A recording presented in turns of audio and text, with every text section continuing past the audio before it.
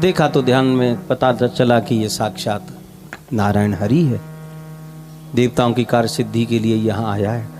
तो शुक्राचार्य जी ने यह मना किया कि संकल्प मत करना, इसको मना कर दे। ब्राह्मण बालक से बोल दे कि महाराज अभी मैं यज्ञ कर रहा हूँ, आप बाद में कभी आना, हम खूब सेवा करेंगे आपकी। लेकिन बारे दृढ़ प्रतिज्ञ बलि उसने हाथ जोड़ करके बड़ी विनम्रता से कह दिया, गुरुदेव चाहे जो हो, मैं इस ब्राह्मण के बालक से झूठ नहीं बोल सकता। एक बात मैं आपसे निवेदन कर दूं, बलि त्रिलोकी का नाथ है, त्रिलोकी का स्वामी है, त्रिलोकी का मालिक है, पर अपने गुरु का शिष्य है। उसने पूरी त्रिलोकी पर राज किया है, पर उसने गुरुजी को छोड़ दिया है।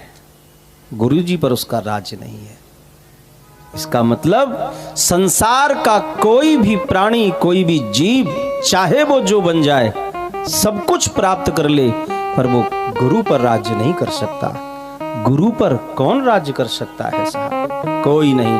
संसार की ऐसी कोई शक्ति नहीं जो अपने गुरु पर राज्य कर ले। गुरु पर राज्य नहीं कर सकता।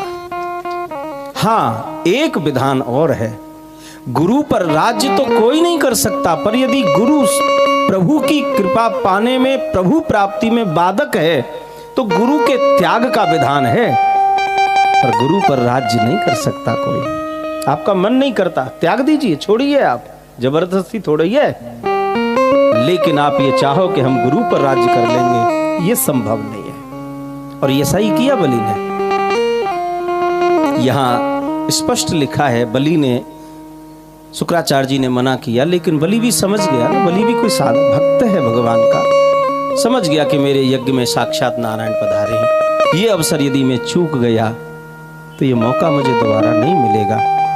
अब तो इस जगह पर गुरु का त्याग ही प्रभु की प्राप्ति में मेरे लिए साधन है।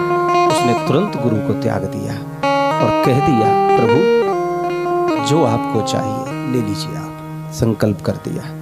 अब संकल्प के लिए जल चाहिए तो ऐसा वर्णन आता है कि गुरु जी वो गंगा सागर की टोटी में जाके बैठ गए, न संकल्प जल गिरे न संकल्प हो।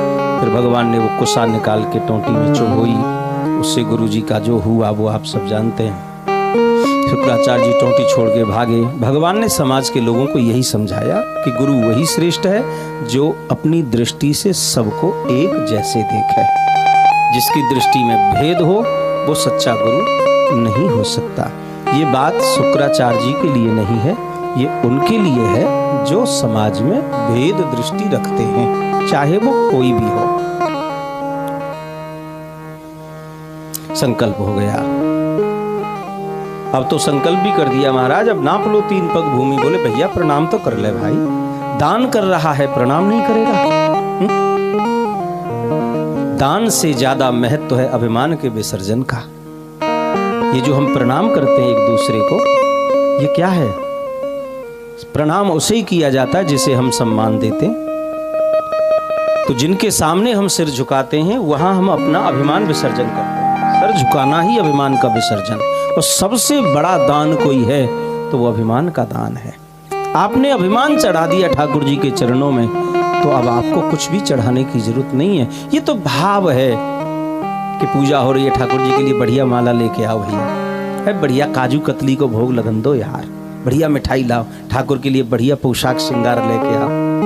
है जब हम आवे लगे यहाँ तो दीदी ने 2 दिन पहले ही फोन कर दी, बोले भैया अपने लाला के काज 7 दिन के वस्त्र वहीं से ले आइयो, बढ़िया जो पसंद आए लाला को, और वहां से हम लेके आए। तो क्या ये भाव है?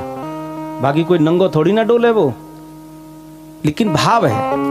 वृंदावन से आप आए रहे हो तो उनके नाप को, उनके पसंद को, जैसो भी आपको अच्छो लगे वो लिया और हम लाए। ठाकुर जी नित्य अभिषेक हो रहे हो और ठाकुर जी नित्य अपना बदल बदल के आनंद से देखो चकाचक चमक रहे हैं।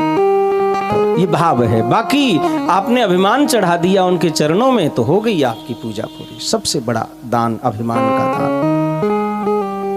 भगवान को एक नाम है गर्वाहारी।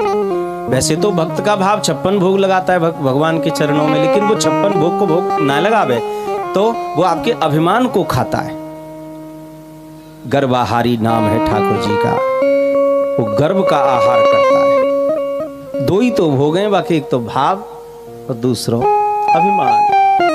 भक्तों का भाव ग्रहण करता है और अभिमानियों के अभिमान को तो ऐसे जय जाए महाराज, अच्छे अच्छे इनके अभिमान खाए।